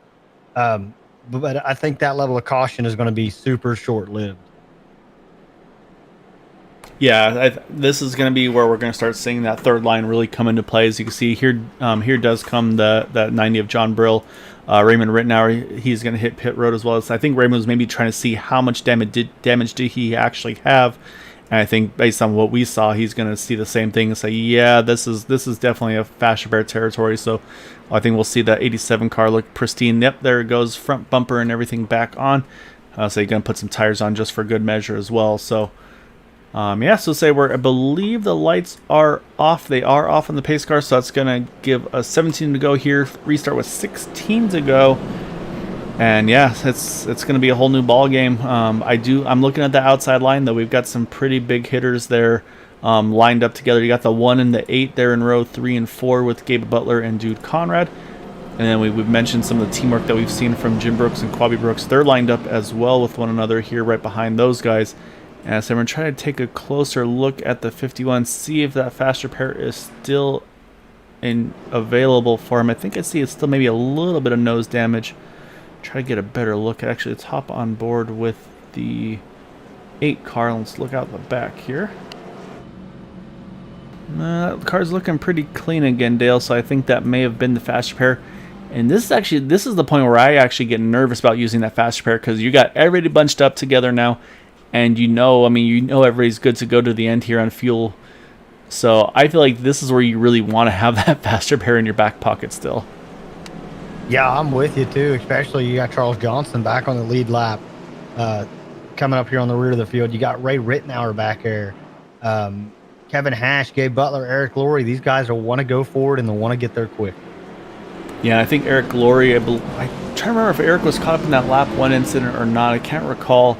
So he's definitely got some rear end damage to that car, but the front still looks really good to me. So Eric might be one of those that's opted to save that faster pair. I'm not 100% sure, unfortunately. I can't recall who all was caught up in that first incident, if Eric was one of those. Or no, he flipped over, and we talked about that. So yeah, Eric, unfortunately, he's also out of those faster pairs. So this could become a bit of a survival race here at the end. We'll see kind of who has what left at the end, but we do know we got 16 to go here at the line, and right now we've got about 19 cars that can still win this thing. So wait for the Jack Walls here. It's up to him when he wants to go, and then everybody's going to have to try to be quick on the reaction. As green flag is out, Jack Wall's going to get things back underway here. 16 to go. Yeah, so looking, Alberto Lopez starting here in the bottom lane, 3 back, fresh race car, yet to win. I think he's in a really good position as the bottom line is just rocking it out ahead of Michael Spell on the top. And you see right away too. That I was about to say that Michael Spell and Jack Wells got hooked back together, but actually, it's that 420 there of Dave Thatcher. Say this car's a little similar looking, but here comes that third line right away. Gabe Butler, he's getting a big push from that 8 car of Dude Conrad. See if they can find their way back to the front. So we'll watch, see do Jim Brooks and Quabi Brooks, do they try to follow suit, or are they going to wait? Because again, we're coming around here. We're going to have 15 to go at the line. That's still a lot of racing here at Talladega. So there's a lot that can happen between now and then. So we'll have to see kind of what kind of aggression levels various drivers have here with these remaining laps. Yeah, see the 71 of Eric Laurie, and then the 03 of Kevin Hash looking up the middle, going to tuck below Dale Willoughby, it looks like. Kind of surprised as they're all teammates. Yeah, I think people may be starting to position themselves a little bit here. Oh, unfortunately, Charles Johnson, he's had to hit pit road. Dale must have missed something, but unfortunately, something may have happened that caused a pit penalty still for the 9 car. So what looked like was going to be a good recovery, unfortunately, is going to put him again back in a bad spot. But I see a few drivers here that are playing it safe. First of those is going to be the 87 of Raymond Rittenauer. I'll say we'll see him just at the very back of the shot here. He wants to save that car to the end. I'll say he does have the win in his pocket, so I'll say he's obviously got that going for him. And that's where we mentioned that 1 and 8, they have yet to win this season. The 1 has had a top 5 in all of our 4 starts here, trying to make it 5 for 5 with the top 5. But I say he still has a lot of work to do, and say getting a lot of help from that 8 machine. Yeah, also you got the 51 and the 53 have not won this season, but when they won last season, they were nose and tail. Yeah, I see a lot of movement. There goes Alberto Lopez. He found an opening. He jumps to the middle, decides against it, actually jumps back to the inside there. But you can see Alberto, like you said, I think he's going to be, he knows this is a really good opportunity for him. And we got to be careful though, because they're coming back up on that 9 of Charles Johnson. I'm sure they're going to be pulling up on the radio, letting him know. And I think they're also reacting to it. So you see, it looks like they're trying to get back to 2x2 here. But yeah, so this could get dicey here once they get to that 9 car as well. Yeah, the 29 of Nick Manfredi's having a little bit of connection issue too. So I'm sure there's some apprehension there with the 1 of Gabe Butler.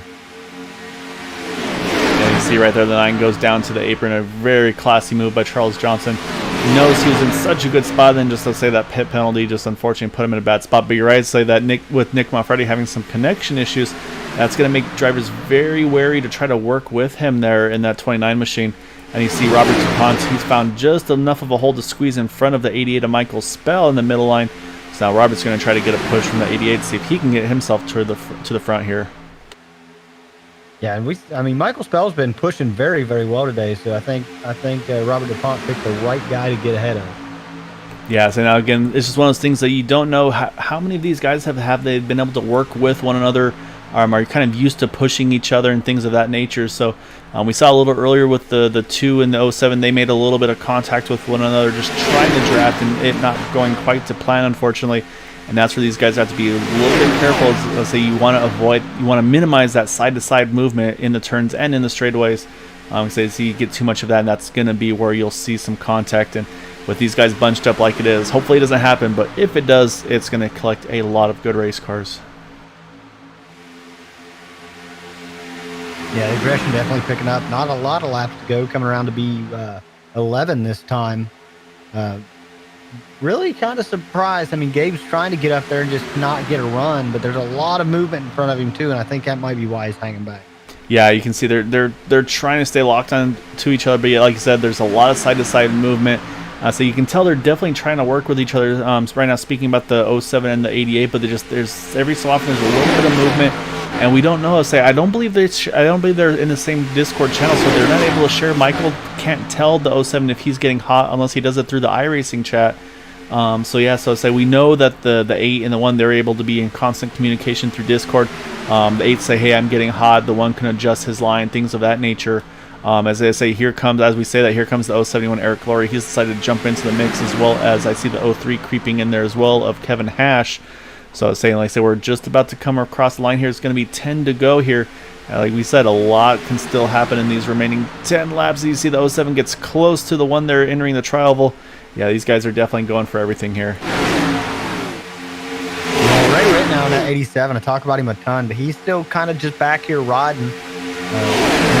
Any more contact, and his day is pretty much going to be over. And that's exactly right. And a lot of these drivers have used a fast repair, so it's like I said, that could be where it's kind of a survival race. Where if we get another big incident, there's going to be a very limited number of cars left in this thing. So.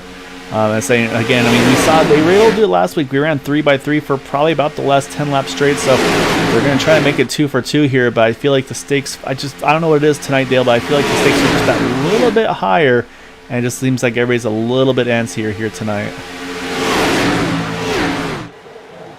Yeah, just really, really impressed. Everybody's, they've been pretty wide for a little bit now, and it's 3x4. Jack Wall still getting a big boost there on the bottom. But just real tight racing all around. Yeah, Dave Thatcher doing a great job pushing that 83 car down on the inside. I'll say the thing is, Jack's going to probably get some phone calls from Pennzoil. They're going to be asking him, a little bit of movement. Looks like everybody's able to hold on. It's got a little nervous there down the backstretch.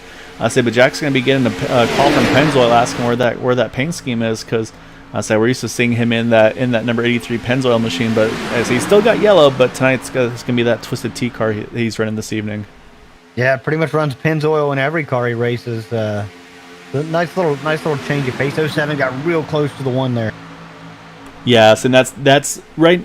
If you're the middle lane, it is the toughest place to be, in my opinion, because you have to worry about the guys to the left, you have to worry about the guys to your right. And so you have to kind of just manage the distance between each set of cars. You don't want to squeeze the inside line too much, because if they touch the yellow line, they might wash up into you.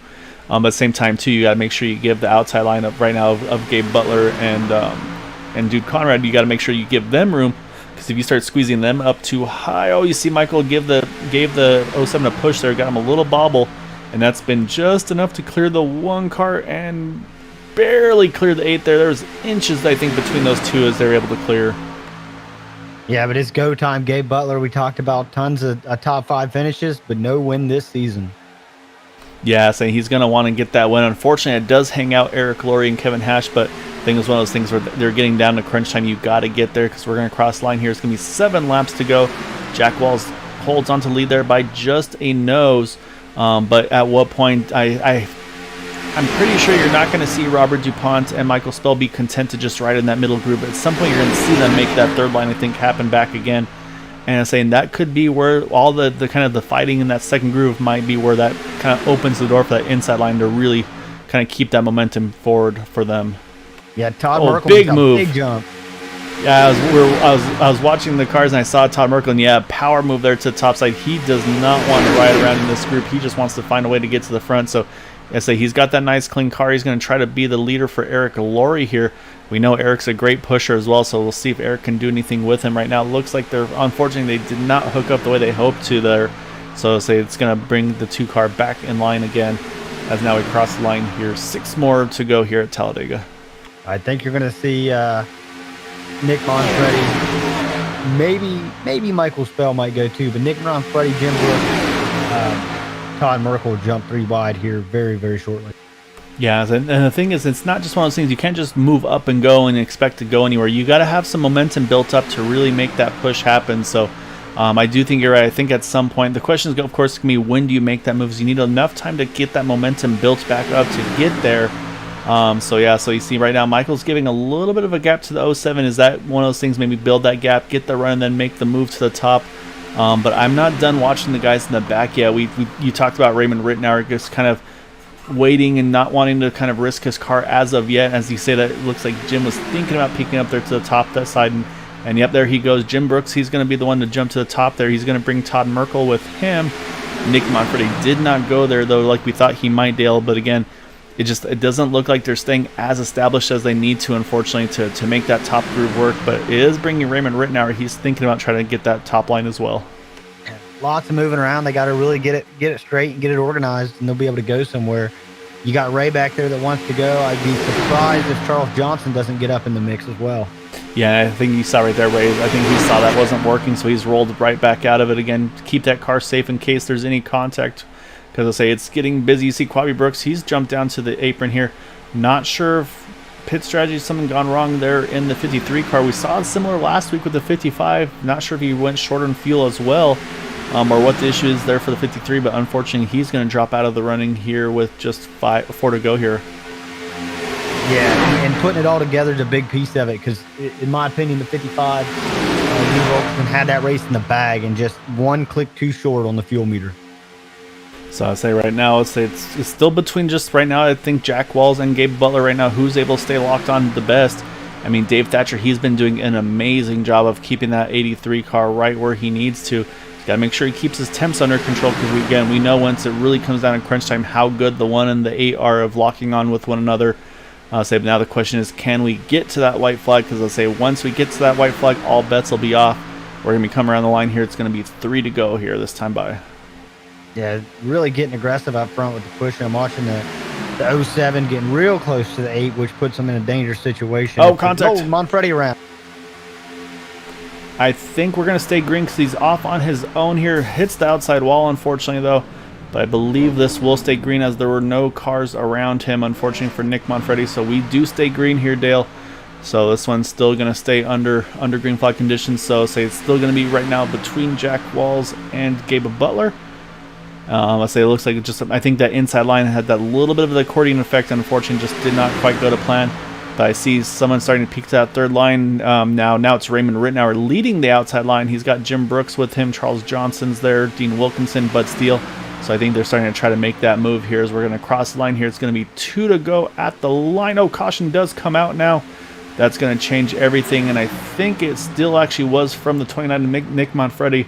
I'm not sure what was going on. Maybe wasn't able to get the car going back correctly.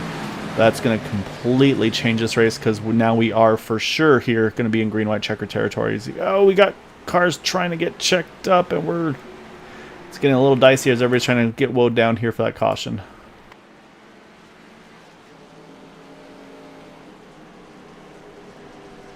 All right, so let's go back. Let's see what happened to Nick Manfredi to bring that yellow out.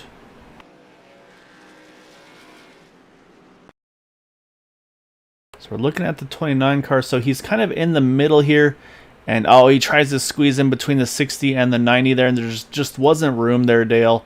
And so I really don't think there's anything John Brill could do there, unfortunately. And then, unfortunately, say for Nick Manfredi, looked like it was just going to be kind of a nice little spin. But unfortunately, once the wheel hooked, sent him right into the outside wall. Big hit to the back end of that car. And then, just seemed like just wasn't, probably a little bit of frustration behind the wheel too. But car just wasn't able to get the car pulled back going again. So you can see him trying to get it back going again here. And just, I think the tire's getting so hot, it was just kind of roasting me. See, as he gets back, just wasn't able to get the car back rolling again. Gets just stuck up on the banking again. And so I think finally by the time it gets all settled in, it's just that's where the 53 comes by, and that's what brings out the yellow here. So we'll watch from the 53's point of view to see exactly. Yeah, it had the same thing happen. Oh, close call for the 53. Barely snuck by him there. So that's what brought out the yellow, unfortunately. So we'll go back live here and trying to see. That caution actually does save, I believe, the 53 of Quabi Brooks. Actually, as I said, he's hitting pit road now, because I think that did keep him on the lead lap there. Yeah, it's going to be a big break for him. So now, like, changes the dynamic a little bit here. You still got Jack Walls, Dave Thatcher. Well, they're going to start 1 and 2. Gabe Butler, Dude Conrad's going to start next to each other. I think it's really going to come down to the 20 of Alberto Lopez and the 7 of Robert DuPont. And also, this caution, huge break, Dale, for Charles Johnson. Again, this time gets him back on the lead lap. Hopefully this time it'll stick. But yeah, so I'm sure a lot of drivers probably a little bit frustrated about that caution, because it was looking like it was going to be a barn burner there again with this one. And I'm saying it still probably will, but it's going to definitely be a whole different scenario, because like you said, it's going to kind of mix up who was where with one another, but then also it's all about now building the speed back up, and that's going to be, you have to figure out what's your strategy going to be here for these top couple rows.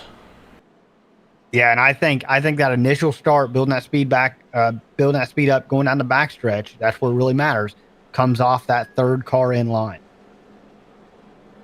Yeah, you're exactly right. I mean, and we're going to be seeing definitely some very aggressive pushing here. So like I said, this is going to be attempt number 1 of a green-white checkered finish, but I have a suspicion we might wind up getting to number 2 and or 3 if possible, or if needed. But I'm looking at the way the running orders here. I'm waiting to see exactly who's lined up where, because right now it's showing Walls and Thatcher 1, 2, and that would put the 1 and the 8 here in 3 and 4. And I honestly thought they would wind up lining up basically the 83, then the 1, and the 420, then the 8. So I'm a little surprised that they got staggered off like they did here. And I think that's going to make it that much more difficult for Gabe and for Dude here, because they're going to have to try to at some point find one another. But it's obviously always a very difficult thing to do when you're side by side. Yeah, and you got, 2 aggressive drivers right behind you. Yeah, exactly right. Saying again, you got Alberto Lopez. He wants to win a race here. I say Robert DuPont. I say this is definitely, I think, his best chance so far this season to get that same position. Jay Hilliard is in the same boat, in a good spot here in that top 10 here. Michael Spell as well. So yeah, it's gonna all come down to really, I think, who's able to get through the gears, get locked onto one another better. And maybe we'll see a little bit of strategy call from Jack Walls. Does he try to work with the guy that got him to this position with Dave Thatcher? Maybe they try to work that restart a little bit, maybe count it down so they can get hooked back up. But again, the danger in that though is if you guys if they get hooked up with one another, that might give an opportunity for the 1 and the 8 to do the same. So it's one of those things where you play to your advantages here, and it might be one of those things where keeping the 8 and the 1 separated might be the best play for them. I think it definitely is. It's to me, it's the only shot. Where they're going to go wherever there's room. That's the bottom line. They're going to go wherever there's just enough room to fit a car. Yeah, exactly right. We saw a few weeks back where the leader car kind of gave up a little bit of room on the inside line, and someone tried to put their nose in, and we had the contact, brought out a yellow. So if you're Jack Walls here, I think the inside is going to be where you pretty much have to live here, and you got to make sure you do not give a lane to whichever car. Right now, of course, it's the one that gave Butler, but you just make sure you do not give a lane to that car behind you.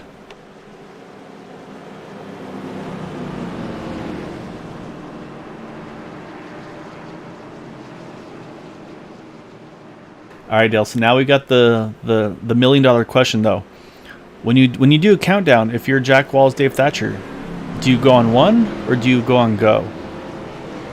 That's a Chad Cole question, by the way. That's a Chad Cole question. I just wonder if he gives a yip, yip, yip. When they go, that's the real big question for me. Maybe he doesn't give a countdown. Maybe he says, "Hey, I'll count you down," and then he just takes off. And again, I've seen that one before. Yeah, that's true. It's like, hey, I'll count down, and you go 3, 2, 1, go, and they go on 3. So I honestly, I think if I'm Jack Walls here, I wait till that green flag flies. You don't want to give anybody a chance to have that momentum built up on me. So I think if I'm Jack here, I wait for that green flag to fly, and as soon as it goes, then you get on the gas. And I think that's exactly what we're seeing here as he comes through the tri-oval. And green flag is out, and he is down and away. Green white checkered attempt number 1 here. We're the first driver to get there. If we get the white flag, that will end it. But Dave Thatcher, a big jump, but I think maybe had to give it back a little bit to make sure he didn't jump that start to avoid a penalty.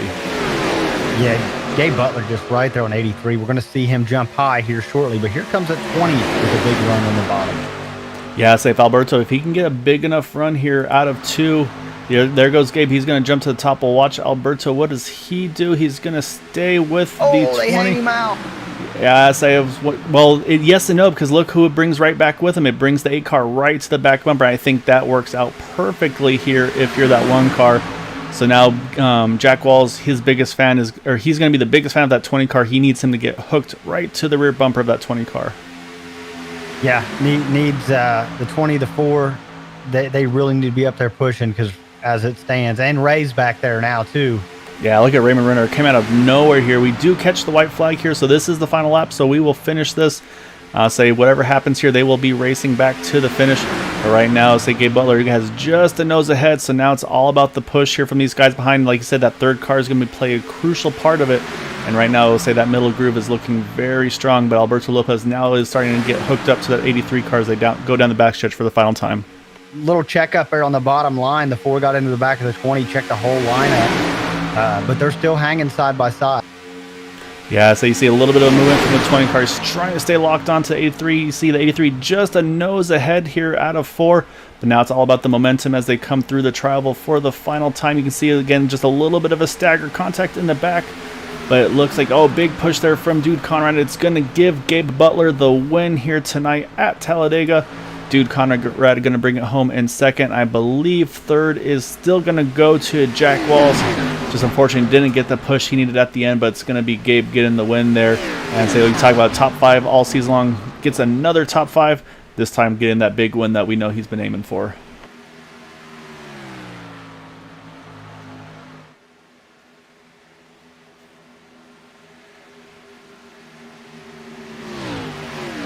I'll go back here real quick. We'll jump back here towards the finish here. So we'll watch here. We're gonna watch here Dale coming out of turn number 4, and I say it's just the push that these guys are able to do. And you can see the 8 and the 1 just locked onto one another, and you can see the momentum that 1 was able to build as he goes down, comes out of 4 and starts building speed. You can see the gap or the kind of the separation between the 20 and the 83. And as we talked about, they got to stay lined up with one another to be able to make that happen. Looks like the 88 and the 7, they had some contact further in the back. That may have been what we saw there coming towards the checkered. You see even Charles Johnson, he's trying to squeeze in there. Huge recovery for him as well after that, getting the lucky dog on that last caution. Dave Thatcher, unfortunately, he had some contact in the back here as well. But then, yeah, once it was time to come across the line here, you can see the 8 and the 1 still locked onto one another. And then a really close finish between the 3 of between the 83, the 87, and the 55. And yeah, Jack Walls just edges ahead of Raymond Rittner to get the win, or to get that 3rd place tonight.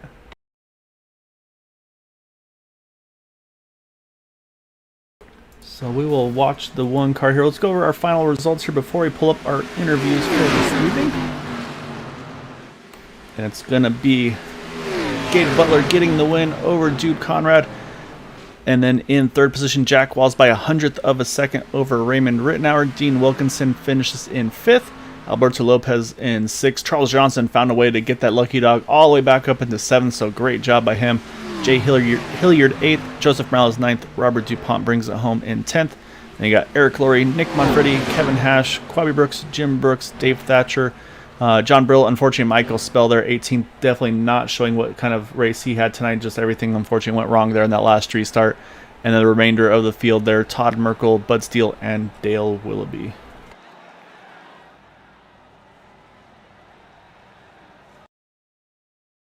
But it's going to be that number one here of Gabe Butler celebrating his win tonight. So what we will do is while we watch him spin around in the grass here celebrating that victory tonight, we're going to go and hunt down our top three finishers. And that's going to start with the 83 of Jack Walls.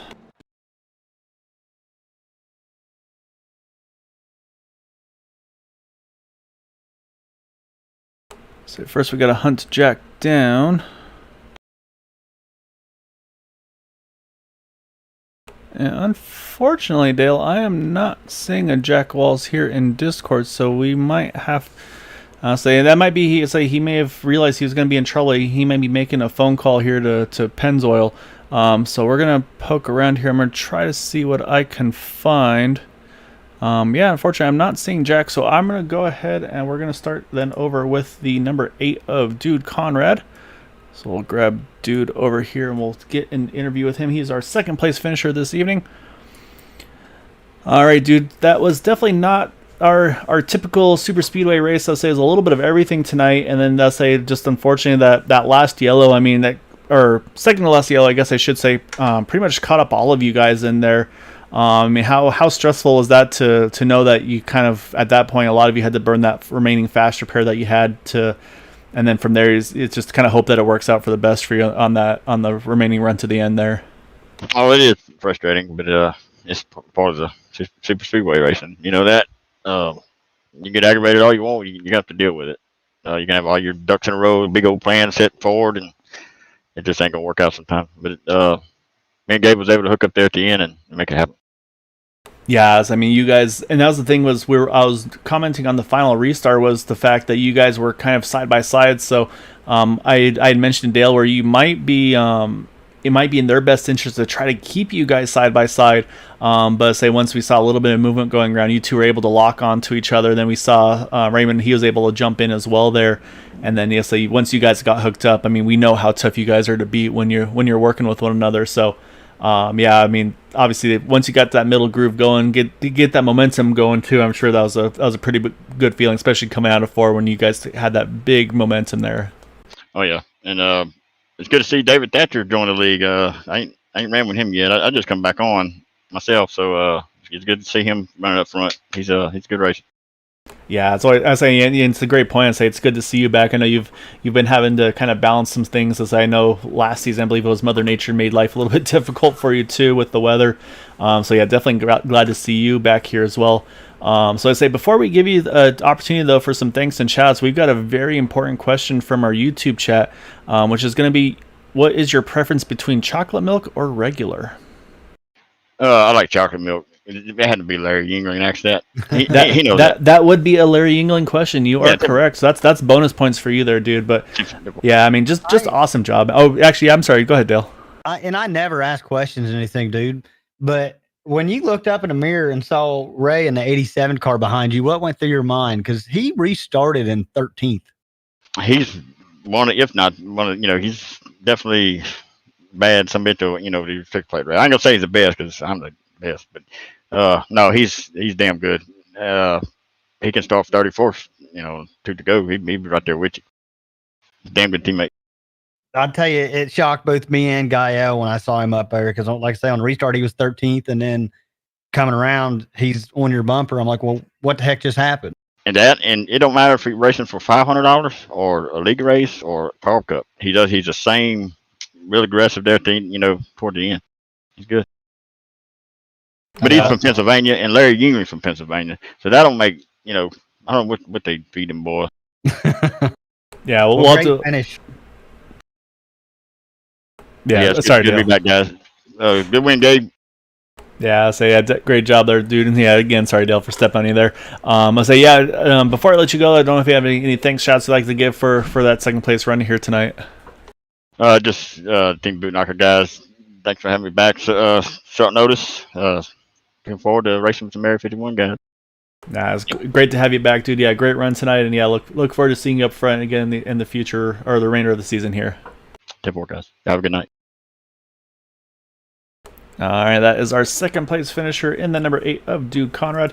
So now we're going to jump over to our race winner in that number 1 of Gabe Butler. All right, Gabe, we're curious to see where we're going to continue the top 5 streak tonight and get 5 top 5s in our 5 races thus far, and you did so, and in a nice way to cap it off there with that win. I know that's obviously a one to kind of get that off of your radar, so you know you're good to go, obviously, into the Final Four championship with the top 8 drivers with you. But I mean, man, you guys had to work on that one. I'll say it was a little bit of everything. I say again, I think people are kind of eyeing you guys. I was mentioning to Dale, the pit stop strategy. I think once they see you guys go in, that's kind of like, okay, you know what? If they go in, we're in the next time by. So you obviously say they're definitely making that, making you guys have to definitely work a little harder. I think to keep you guys to make it as difficult as possible. Oh yeah, for sure. I mean, the other guys, the other teams are definitely doing a better job, and they're starting to nail their pit stops too, and the field is not getting as broken up as previous seasons. But I mean, that's good. That's a good thing for the league. It was a hell of a race, a bit more 3-wide racing tonight than usual, and of course a few more cautions than usual too. But all in all, it was a good race. Enjoyed it. Yeah, so the one thing that I'll say I was curious about was going to be basically after that first yellow, we saw the caution come out around, I think it was lap 5, 6, somewhere in that window. And so pretty much everybody pitted there. Were there any thoughts about trying to see if you could run the fuel numbers to make it on a 2-stopper from there, or was it just there was no realistic way to make that number happen? No, not really. I mean, you'd have to go 170 miles an hour around the track, and you'd be lapped by the time you got all that done. So I really don't think there's a way to do it. Even with that in mind, I think you would have been a couple of laps short. Okay, yeah, because I was trying to do the numbers in my head, and I wasn't sure if that distance was enough to make it on a 2-stopper from there to the end, and so I wasn't sure. And then when we saw you guys coming in, and everybody reacted to you guys again to follow suit, it kind of answered the question of that question of okay, that answers that. So of course, then the next big thing, of course, was that second to last yellow. Unfortunately, pretty much caught all of your team out in that. Unfortunately, got caught up in that incident there. So I mean, were there thoughts of when to make that final pit stop? Were you guys thinking about trying to go as early as possible, like once you're in your window, or are you thinking about maybe trying to kind of go opposite to the rest of the field and maybe stretch it a little bit further and then just take a little bit of a splash with, let's say, 10 or so to go, something along those lines? No, I think we decided to go once we were within our number, but we weren't quite ready, and a group had pitted before us, and I believe the caution came out right after that, if I'm not mistaken. Yeah, exactly right. So I wasn't sure. Yeah, so without the caution, you likely would have been coming in around probably that next lap or two, then most likely. We were definitely coming in the next lap. We would have been right on our fuel number, but we weren't quite there yet. So that's what kept us out. I mean, hindsight, I guess we should have pitted, but I think we might have been just a hair short on fuel.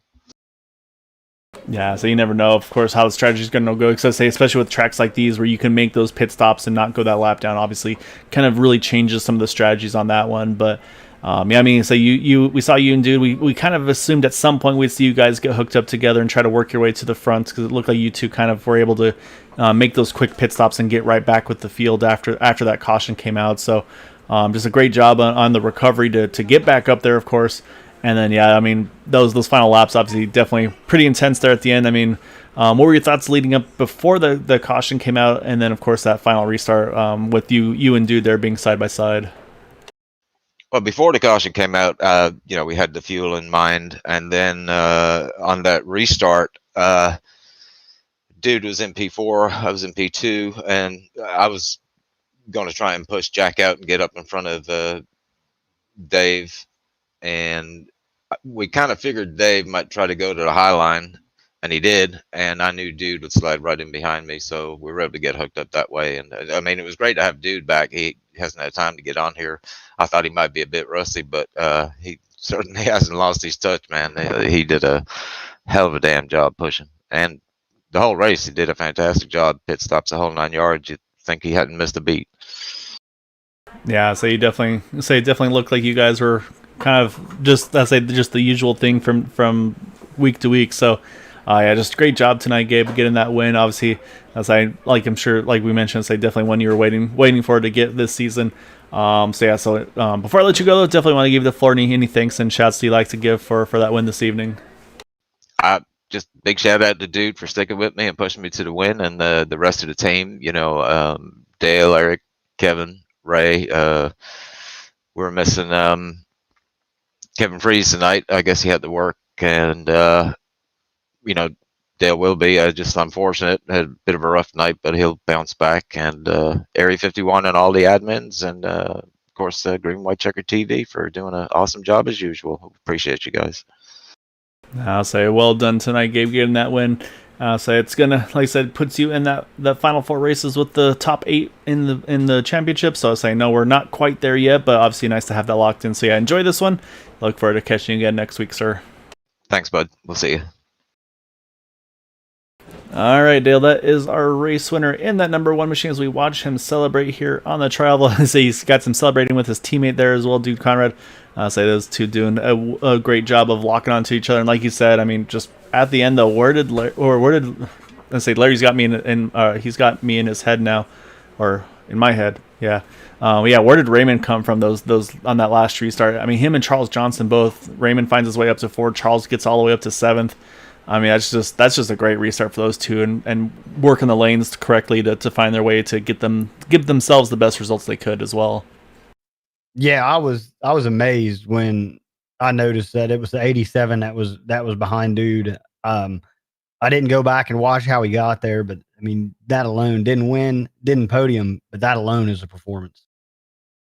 Yeah, exactly right. I mean, he was just a couple of thousands off from getting that podium as well. So great job for Raymond. Saying, of course, he has the win in the season, so he's got that in his pocket as well. So I'm sure he's pretty happy to make sure he was in a good position to help Gabe get that win tonight as well. So just another, I'll say a little different tonight. I'd say a couple cautions, but definitely saw a lot of the same aggressive, intense racing product that we've seen before from these guys.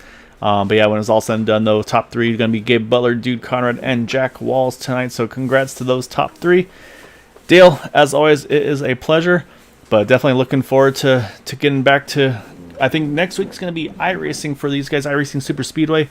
And then of course, we'll be back on Tuesday for the Indy Series, and then Thursday we'll be back for the Premier Series, which we're doing some lefts and rights over there at Daytona Road Course. Yeah, Gabe Butler in practice on that. Speaking of him, I think he's going to be the biggest contender for Chad Wilkes this year. So hopefully he keeps practicing this week and gives Chad a run for the money.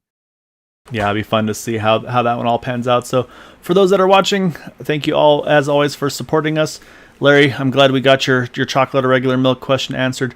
Next time you probably should ask what % milk, because I think that's going to be a big one too. You got whole versus 2%, 1%, skim, all that. So maybe next interview we can get with Dude. You can quiz him on that one. But thank you again for everybody that watches and supports us here at Green White Checkered. It means a ton to us. Until then, I hope you all have a wonderful evening. Back to reality for the 9 to 5 work week on Monday. So until then, though, have a wonderful evening. We'll catch you on Tuesday. Until then, have a good night.